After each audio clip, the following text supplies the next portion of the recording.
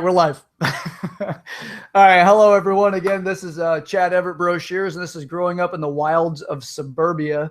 And I've got a newfound friend that I'm becoming very attached to very quickly, Ethan Jordan. He's a professional comedian, up and coming. You guys will sooner or later know who the hell this guy is. But his stories fascinated me. And so many people like to focus on like making it big in Hollywood, or being a comedian, or whatever it is like this idea of what success is going to be like. But so few people are willing to actually do it. So what Ethan's actually done and proven to me in conversation about what exactly it takes to really like live it. And he's just outside of the starving artist phase from the last time we talked about it. So before he hits Dave Chappelle fame, we've got Ethan Jordan. So Ethan, please, by all means, introduce yourself, add on to that. And it's pretty much going to be mostly your show, buddy. It's show everybody or just talk about yourself. And, you know, I'll help guide through whatever, as far as like how I found that your life trials and tribulations have been so fascinating to me, and how I see so much benefit in it. So with that, brother, take it away. All right. First of all, fuck you, man. I'm not your friend. No, I'm kidding.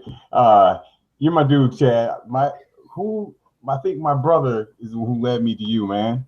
I feel like I should be talking. I want to talk into my microphone, but see, the problem is I can't hear you. Anyways, man, Jimbo, my brother led me to you, man, about the human experience, and knew that you were a real cerebral cat, and I just went from there, man. You're one of my favorites. I actually talked to you on Thanksgiving more than I talked to my brother on Thanksgiving, and I was with him. Yeah. Well, for your brother, I apologize. No, that's all right. But you're my friend, Chad. Don't get it twisted. Yeah. Hey, I'm not going to step up too far or, you know, go anywhere that I shouldn't go with this. So we'll keep it platonic. How about that? You have to actually be responsible for the charm in this point. All right. Okay.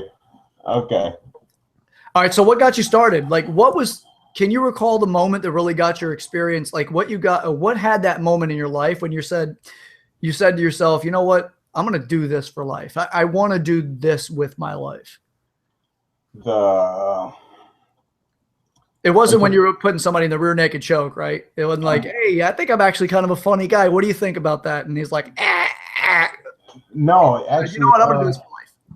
No, actually, what was it? It was a lot of actually a lot of those interactions that I had on the mats with different dudes who just, you know, we just had like real good, funny conversations, along with me being an Uber driver, just not necessarily practicing material on them, but just having regular conversations and getting good chuckles out of it. Just, you know, ended up, you know, taking it to the stage. Nice. Yeah, it's cool. It was pretty cool. A lot of the guys I train with, you know, they're from all different walks of life. So they'll end up, some are lawyers, some are cops, and that sort of thing. So being that a lot of the people that I do jits with, not all of them, but most of them are white. And so I get a feel for some of which ones do deal well with black people, and those that don't, or do, you know, not necessarily point out which ones are racist and which ones are not, but, you know, just feeling them out over the years and years and years of training with them, and breaking down who you can and can't talk to, and what you can't talk to them about.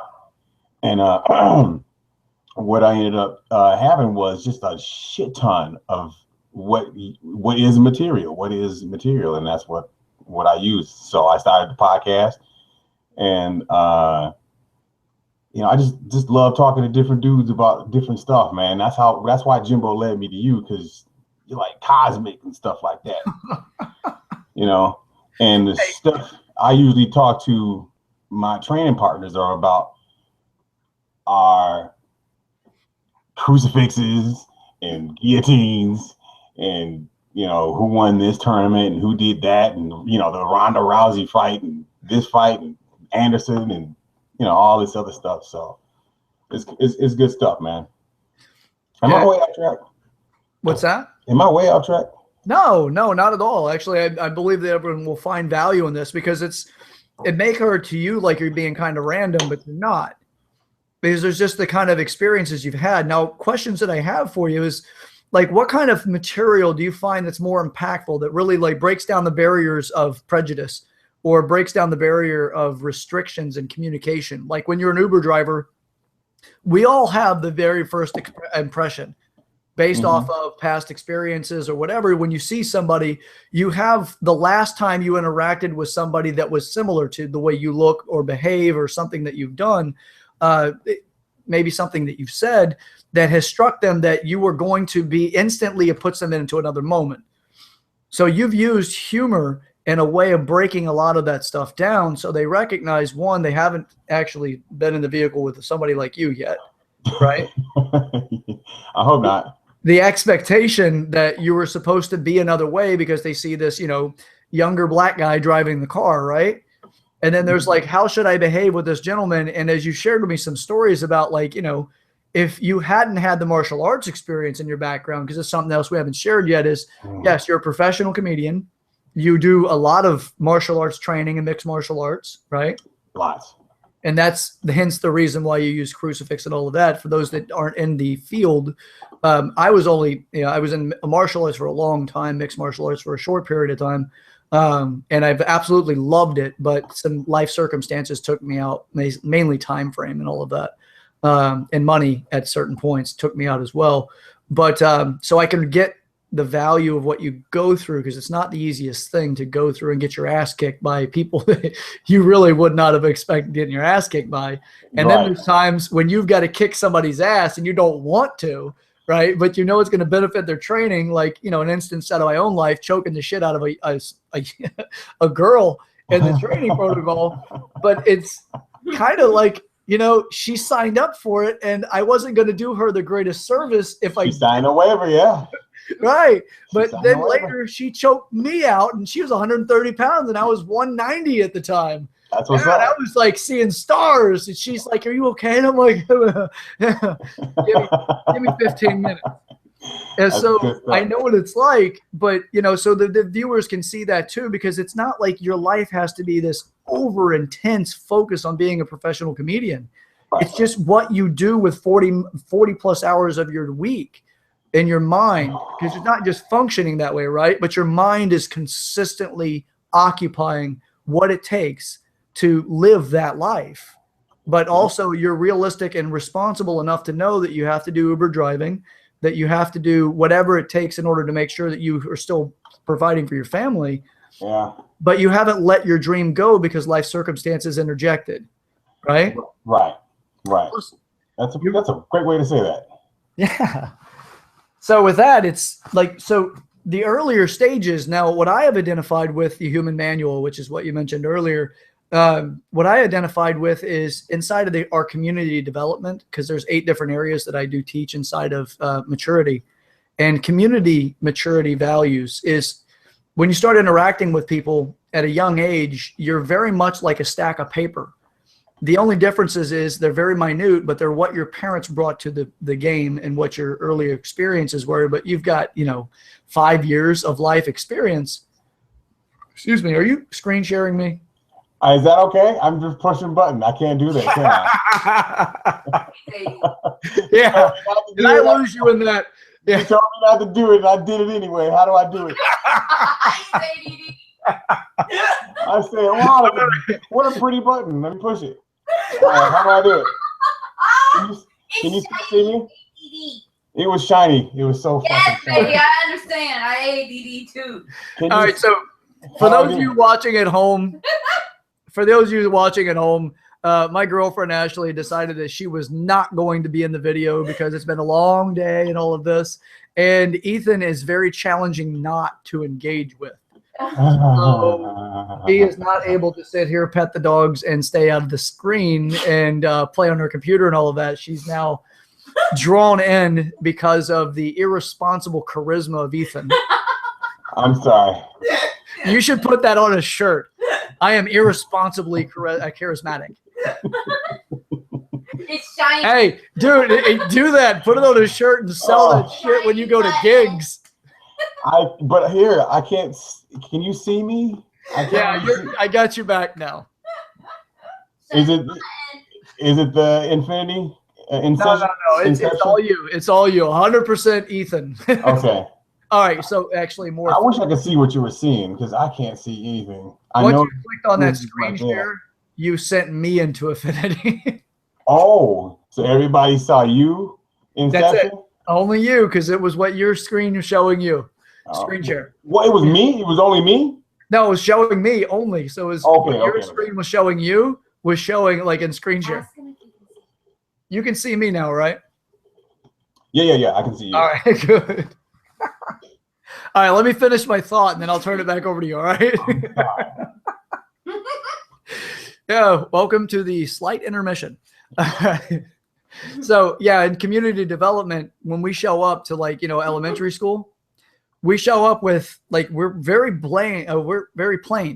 Right? We don't have a lot of differences between ourselves and our peers at that time. So then we start, like, trying things out. One person finds out, one child finds out that they're acknowledged for being pretty damn smart, right? So then they start getting easier acceptance into groups because kids start talking about how smart they are.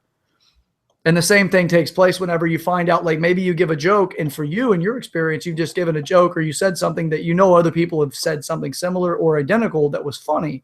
And then the other kids started like, he's kind of the funny guy. And then you put a lot of value into that and start cultivating yourself that direction because you're getting easy approval amongst your peers, which gives you placement so you don't have to work your ass off to try to get people to like you, right? So whatever it is that you find that's most beneficial to your skill set, and you make that your skill set is your strong suit. Right on. Does that sound accurate to an extent? Or did you go ADD and lose me? Or did I lose you? No, I got you. In my experience, it was going to different schools almost every year. So you had to get over that awkward new kid at school thing somehow. So you just crack jokes. Right. It's a quick way to get somebody to like you, right? Yeah, well, not so much being disruptive in class, but are you familiar with the dozens? The dozens? Yeah. You talking about the dirty dozens? The dirty dozens. Your mama? Well, yes, that kind of stuff. So it would always be so that in the spirit of, look at your shoes, look at your face, So yeah, you said something about my shoes and right, I had to go hard. Yeah, you didn't throw down a like card. And that's always been how it was. And then so that would end up turning into fights. And that's how we started doing jujitsu. You crack a joke somebody don't like, they want to come get you. You better have an arm bar in your back pocket. And that's happened a couple times, man. And then I was just actually, was I telling you about that fight I got into? No. Was it? Oh, has it been a year now? How long you been my homie? Since April, right? Yeah, I think yeah. Since I first started the podcast, so it's been afterwards. Apparently, you've hit Ashley's funny bone. She's over jiggling like she's losing it. She's losing it. I can't see anything. I'm sorry. All right. So, what is your normal ticket admission? Because my normal ticket admission? Yeah, because apparently Ashley's gonna have to pay it. Okay. Oh, I haven't done a show in a minute. I haven't done a show. Yeah, it's been because, just get busy with Uber, and I got my kid and that. So I haven't even had my co-host here for about a month. So it's been, it might be like 2-3 months since I did a show. Damn. What brought you into comedy? What was the thing that brought you into comedy? Sorry. Oh no. Choking bitches. Always being. it was always the ability to make people have like laugh, even like in the Marine Corps, in high school, as far back, just having regular conversations with people that ended up being funny, like this one, and me being like, all right, I'll tell this story on stage, and people like that shit. It's really not that creative, you know. That's why I don't get mad when people steal jokes, because sometimes they're just telling a story that they heard with a little bit embellishment. Yeah. You know, a lot of people want to talk about their crazy growing up. You all heard about how so-and-so's parents used to beat them with sticks, shoes, and boat oars, and, you know, skillets, or whatever. Dude, they stole my fucking childhood. I don't appreciate that. That was a plagiarism of my life, and I don't appreciate it. So let me know who's stealing that.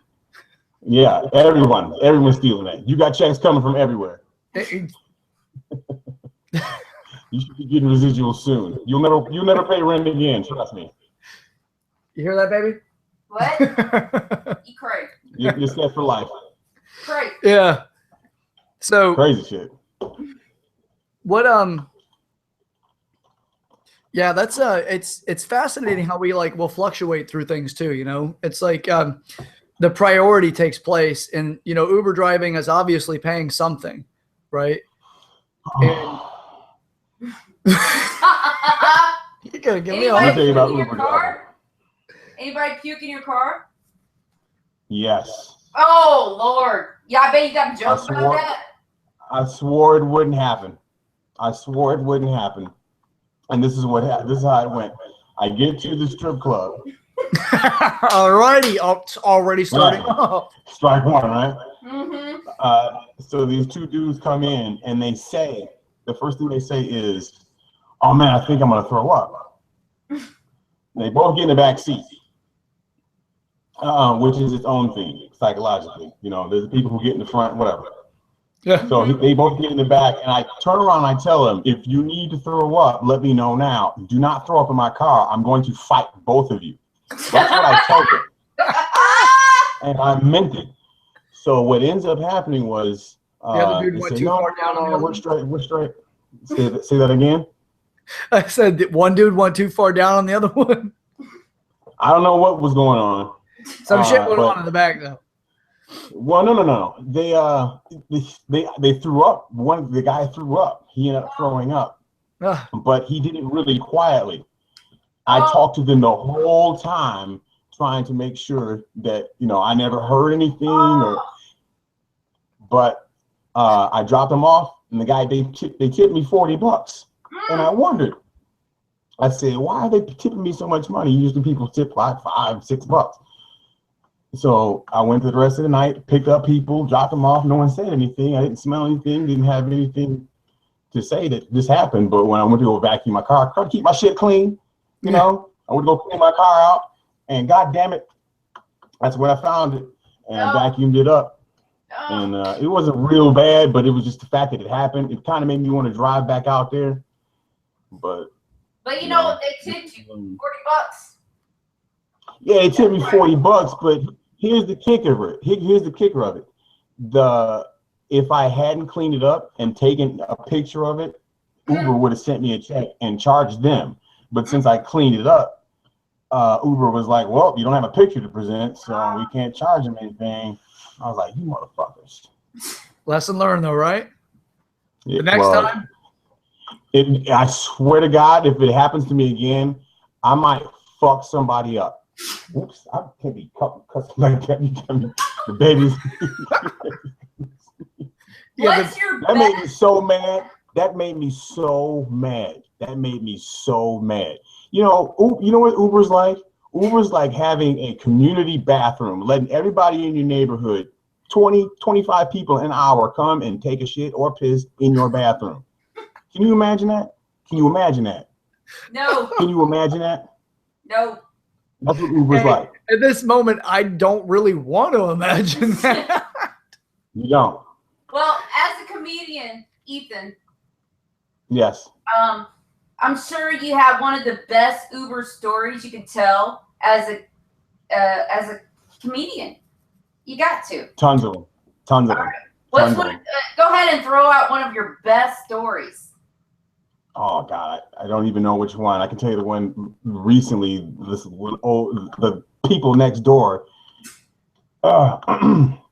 This happened just last Monday. Today's what? Today's Monday. Yeah. Sunday. Today's Sunday. Today's Sunday. Yeah. But it happened Monday. last Last Monday, I take these old people. And I put this on that podcast too, but I'll tell you right now. So this is how it went. It wasn't funny then, but it's funny now. So I pick these old people up. They don't tell me exactly where they are. They say that to pick them up at a corner outside their gated community, which is kind of strange because these people are 65 years old. And they tell me that when they get in the car, we're 65. So anyways. Wait, what was that supposed to accomplish though? Like, we're 65. Like, street cred? Street cred. Tonight we're going to record Golden Girls. We're going to go get some steak. We're going to the Golden Corral though. Hurry up. You were going to go to the crowd. But they wanted to go to the Swank 20-something, what is it called? Black Rock? No. And it's like, it's a steakhouse. Do they have Black Rock down there in Florida? I have no idea what the hell that is. We have no idea. At first I thought you were going to talk about like a swingers club or something. Yeah. I didn't know where you're going. No. They were going to a steakhouse. Anyways, long story short, they're trying to tell me where to go. And I'm like, okay, this is how we get there and blah, blah, blah, blah, blah. And we had great conversation. They tipped me on the way there. I told them to have a good time. I thought it was, an anniversary or something, but whatever. Long and short of it is the woman forgot her phone in my car. I didn't know this until I actually dropped them off at 9 o'clock. That's really, really late for old people. And I told them, I'm going home and I'm going to bed. Do you know these motherfuckers called my house? No, they came to my house. Oh. Now, I forgot to tell, I told you that that's why they came to my house. They forgot their phones, but I didn't realize that they forgot my phone. So they bang on the door, ringing the doorbell, driving moose nuts. I run down there, open the door and figured out who this old lady is. And she's like, I forgot my phone. So I run outside to the driveway. When I run outside, I open the garage up. Moose runs outside, and her and the old man are standing there. And I give her the phone. And she grabs me and she's hugging me and she's telling me, "Oh, thank you so much." Blah blah blah blah blah. And the man's trying to pet my dog. I'm like, "Get the fuck away from my dog." And I was pissed, man. I mean, they banged on the door like the police and rang the doorbell. Who rings the doorbell? You're 65. Whatever. Anyways, come to find out, the next day, my next door neighbor calls me, and he says, "Hey, what was going on?" And I said, "Oh, I'm sorry. There was these old people. I'm an Uber driver. They forgot their phone." And she says, "Yeah, they came to my house. They came to my house first. Talking crazy about some black guy, and he has their phone." And I said, "What's going on?" And they looked over at your car and saw it in the driveway. And that's when they said, maybe he lives over there. And they just took off and ran to your house. And they woke the baby up because they got a little baby. They got like a newborn, like a brand new baby. And so they were pissed. So I had to explain to him, "Yeah, I'm an Uber driver. I'm sorry. This is what happened, blah, blah, blah, blah, blah." So that's the story that he told me, was that the woman said she was flying out early in the morning. She needed her phone back and whatever the case was. But, laying up with your woman, she don't want to hear that shit. People coming into your house all late hours of the night looking for shit. So it was really uncomfortable that these old people would just roll up to my house. Who asked for black people? You're not even at the right house. Is a black man here with my phone? That's what she said to him. I don't know. But when the wife told me the story, she said she put like a little twist on it. And she said that the old lady said, "Is there a really good looking black man that lives here?" And I said, "Come on, girl. Come on, lady." That's right. Yeah, whatever. That's what the lady said, but you know, we straightened it out. The lady got her phone back and good wherever they're going. You never But know. that was just last week. That's so bizarre. Actually, the only thing I asked them was, "How did you find me?" I said, "How did you find me?" I was worried. If you can find me, what happens if somebody? Oh, you give me a fucking 2-star rating, and they decide to come to my house. You know what I mean? Like if they can find me, if these, murder she wrote can get to my front door, who else can get to me? Murder she wrote. That's what I thought. That's the first thing I was thinking. Oh shit. Fair enough. I imagine that you could probably fill an entire set with Uber experiences, right? Yeah. That means Yeah, you can get back out there. Yeah, I did the lazy route. I made 2 podcasts about the adventures of Uber driving, adventures in Uber driving, or confessions of an Uber driver, something that I put on my little personal blog and on my podcast. And it was, just stories about the strippers and people farting in my car, fat people breathing all out loud, making the fucking windshield steam up and shit. So, and then you got to do it after. Oh, you got to do it at 10. You got to do it after 10 a.m. because that's when ladies want you to drive to school with them and their children. And it's, I don't know about you. Having 4 dogs is, I don't know. Imagine if, like someone came over with their 4 dogs. Your dogs weren't home. You'd be like, "What the fuck is this?" So that was I had to quit. I had to quit that shit. Loading them up. I'm driving people to school. Yeah, I can't drive people to school anymore. Oh my god. So anything after 9:30 a.m. we can do, but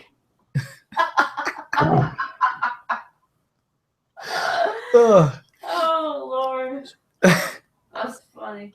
Hey, all right. So we know that see what you're seeing. What's we that? See you. You see me? I see nothing but you. Yeah, that's there all you go. That's all you gotta see. Okay. Now, the screen should change whenever you see, like whenever I'm talking right now, it should be me.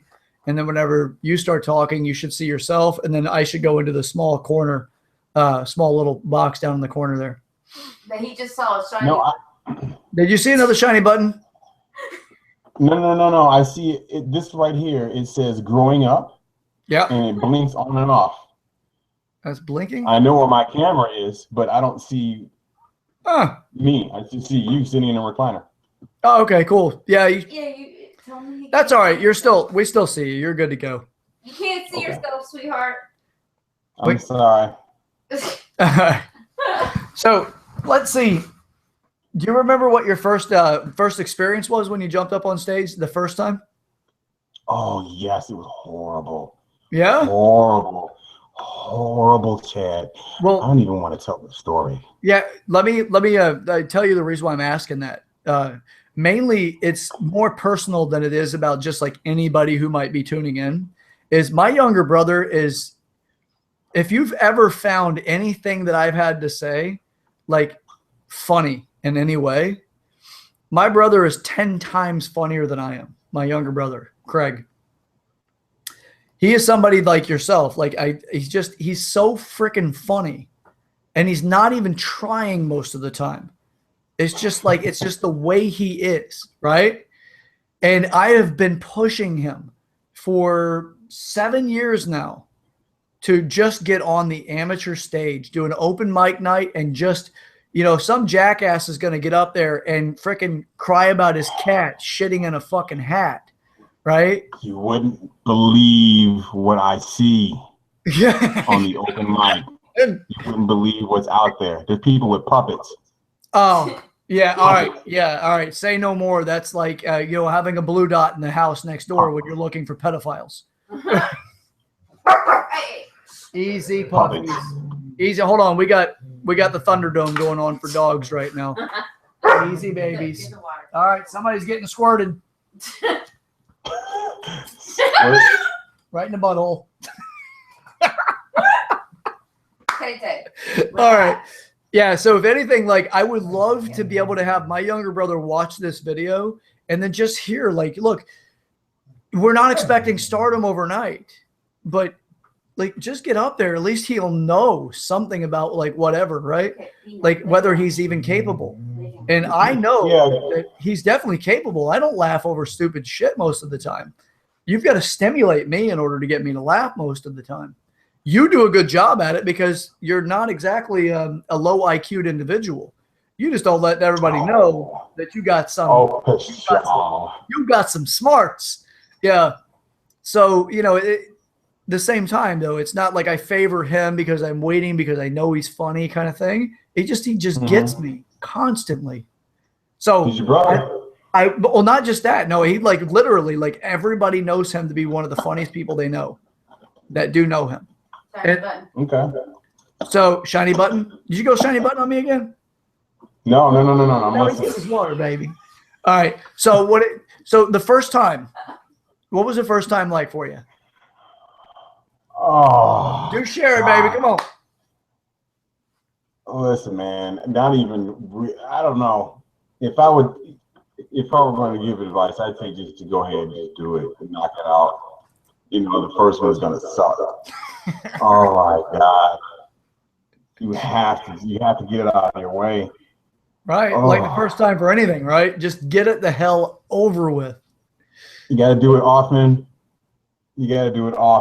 Or else you lose. That's what I think I've done. I think I've lost the fervor for it. You know, the podcast thing just comes a lot easier for it. And it's you know, developing an audience seems easier to do online. So if he was going to do that, if I were going to start all over from the beginning, like if I was how old is he, Craig? Craig's 34. Okay. Yeah. I'd say, you know, start a podcast and still do that. Does he have kids? He had one. He had a daughter that we lost to her mother's behavior. So shit, man.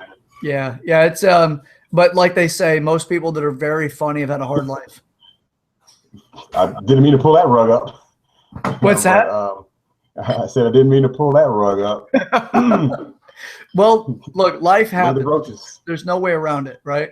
Yeah, there's no way around it. Right, it's happening right now. Exactly. Yeah, just tell them to do it. Take that, everything. You know, take that and just run with it. That's what I would say. Well, what I would like is, and I know you didn't really necessarily want to share it, but you know, just share like that, what that first experience was like. You gonna really do that? Yeah, dude. I want you to do it, man. Because like, look, people will be afraid to take that action. You had more courage than most people in getting on stage just to try it out. You know what I mean? So, like, I really feel that would be extremely beneficial for the viewers to at least see it. Like, look. Yes. Oh, wait, hold on. Come here. What's the matter? You want to say hello to the people? To the people? Let me see let me see the moose. All right, fine. I'll be down there in 5 minutes. All right. All right, go.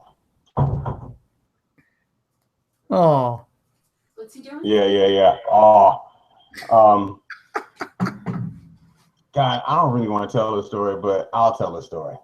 Come on, it's all right. I don't think I've ever told this story. It was awful. It was awful. Oh my God. I don't even know if I want to tell the story.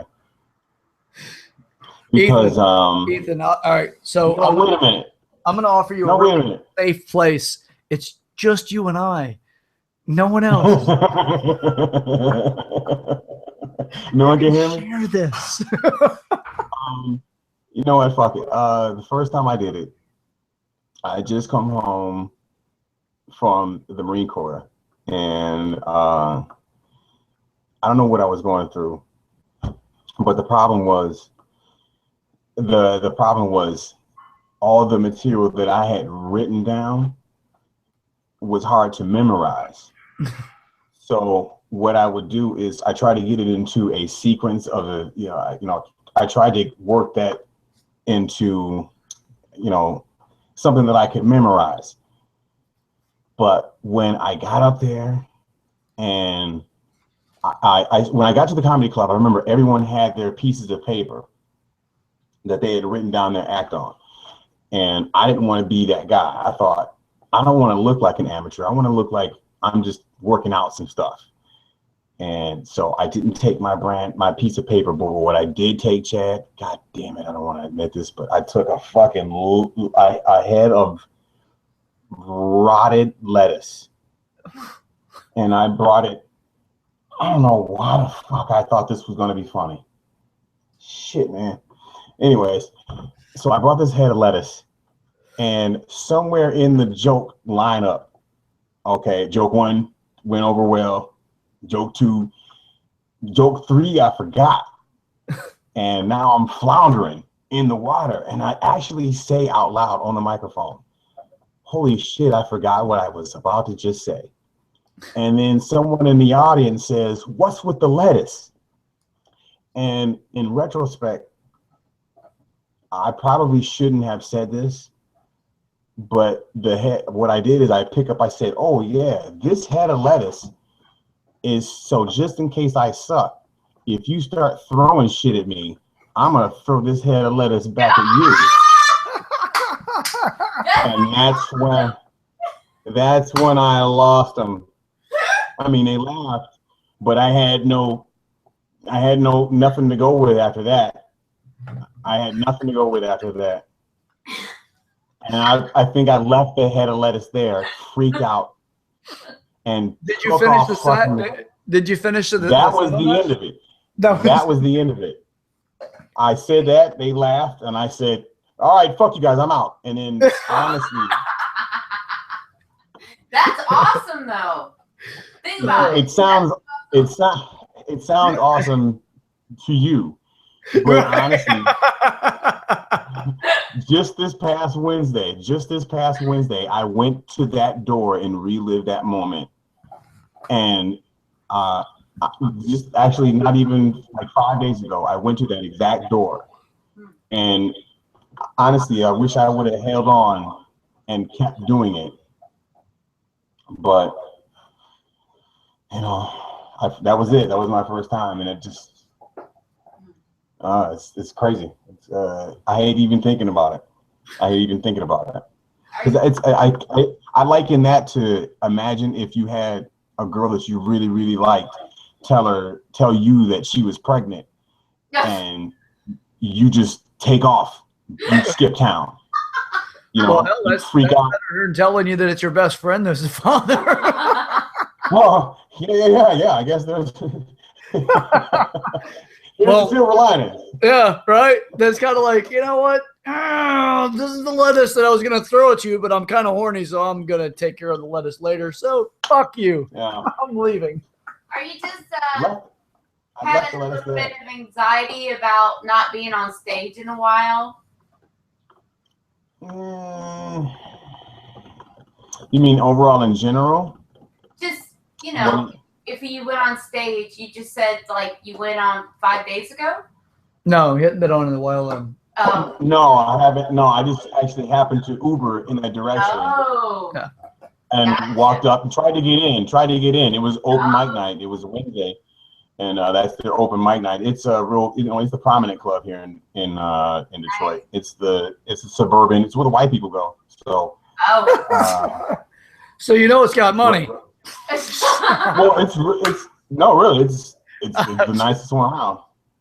You know, it's the nicest open mic around. You gotta have it's pinpoint. They reface the inside and outside. I mean, that's where all the big names go. It's super duper. It's heavy. It's real heavy. I should do some more. I would like to go through this more. I would like to. Yeah, let's do it. I'll do it and tell you all about it. Should. You know what would be great actually is if there's a way that we could record it and then take some snippets out and share it. Because all you have to do is put it in your computer and then you do the screen share. So if there was like some highlights that you wanted to share on the next video, like coming up, or like any other future videos, because I definitely want to have you on more often. That'd be great.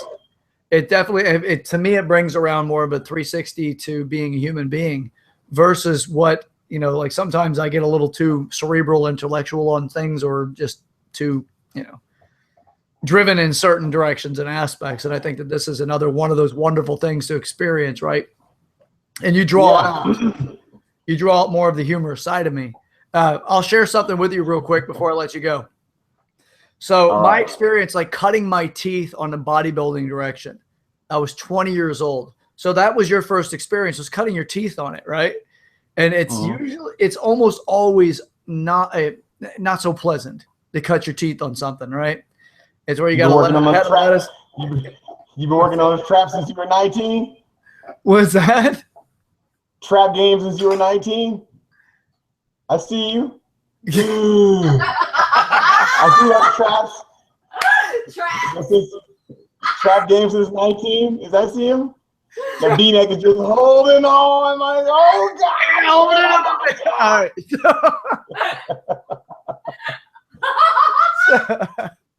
All right. So I'm fucking with you, man. Go ahead. I'm fucking with you. Go ahead. Ashley will send at least one admission to you. Sorry. One ticket to the army. Ticket to the army. Wait, was that the guillotine? No. All right. Chris Watson. So shut up. All right. So I was 20 years old. Now I'm 1 in 6 boys. Now there was 2 of my brothers had passed, or 1 of my brothers had passed at this point. So I had my older brother that I looked up to, and my younger brother that just always left me in stitches. And then there was our childhood friends we grew up with. And I qualified for doing this bodybuilding competition. It was a very novice thing. So it wasn't a big deal, but yet it was to me. So I went, but the night before, my brother and I were out in the front porch, smoking weed and, drinking and shit. And my brother and my childhood friend, Jesse, were both going, you know what you should do? You should put a sock down your pants. So when you get up on stage, you do your dance, and then it makes you look like you got a big package, right? And I'm like, you know what? How I diffused stress is I made a joke of things. So I said, I'm going to do it. Now I had khaki shorts. So it wasn't like some Speedo thing, right? So I had to get an extra big sock, tube sock deal, right? In order to even get it to show through khaki shorts. So I did it, right? I went to the president. I did all the warm up and everything. Now there was this big dude there named, his name was Gary, big dude named Gary. And he comes over to me. Now there's women in the room and everything as everybody's like doing push-ups and whatnot, hitting each other with baby oil and whatnot to like get like ready, to shimmer. And we're in this like a CDS hotel room, and we're all in there. Like people are like doing band workouts and stuff, getting all warmed up. Now at the time I was nothing but biceps, a little bit of chest. There was no back or anything, right? So this guy comes over to me. What's that? So you had those skinny legs? Yeah, dude. I had very little of anything, right? Other than like biceps was my main focus because Arnold, right? So this big son of a bitch like makes a beeline across the room for me out of all of the people. And there's like, women, there was men and women both were in this room, and there was an equal amount of contestants. So there was like all of these people in this room, and this dude made a beeline for me. Now he's the one that ended up winning first place, but he comes over to me and I'm just kind of like chilling, looking around. I'm looking at the women too, right? And this guy comes over with this thing of baby oil and he goes, "Hey, bud, you mind greasing me up?" How do you say no? I don't want this guy to fucking kill me, right? So yeah, I'm sitting there reluctantly, like going, why am I going to help you beat me, right? Yeah. And then on top of that, if I do a bad job, is this guy going to kill me? Right. So I reluctantly oiled him up, like kind of like as if you were phobic of a turkey and you were baking a turkey, right? I like doing this little thing, right? Well, anyway, we get up on stage and all of that. All of this big dude, one guy looked like Goldberg from WWE. Like he went right before me, and he was like 280 plus pounds. When he went to do a flex, like we were on this dock, and it shifted the whole damn thing, right? So the only people that showed up for this was well over 1,000 people that went. But out of my life, it was the girl that I was dating at the time and my buddy Adam. It's the only people who showed. Adam's got a video camera.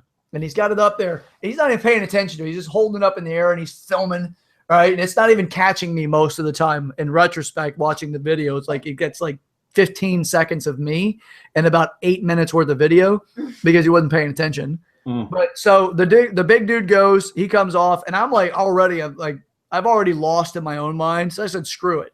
Now the chicks got to dance to Sublime. one song. It was, I forgot which one, but it was a pretty decent song. They made the guys dance to frickin' Mariah Carey, Sweet Fantasy. Like, I had no preparation for dancing to that. So I looked like a horrific robot that had no movement, rhythm, value whatsoever, right? God damn, So this is an awful there's this story. beautiful woman, right? I'll get to it. This woman that's like hosting it's Mandy Rivers, right? She looks at me, she asks a few questions. I start doing my little dance, right? I reach down halfway through it and the crowd's like going nuts. I pull the sock out of my pants. Oh my! Now in front of 1,000 people, right? So I'm like, okay. And then I'm like, thank you guys, I'm done. So, long story short, right? Long story. Gary ended up winning, that son of a bitch. And then, so I, You brought it back, man. You brought it back. Yeah. You brought it back. I won. I cut my teeth on bodybuilding. I decided I didn't want to do it ever again.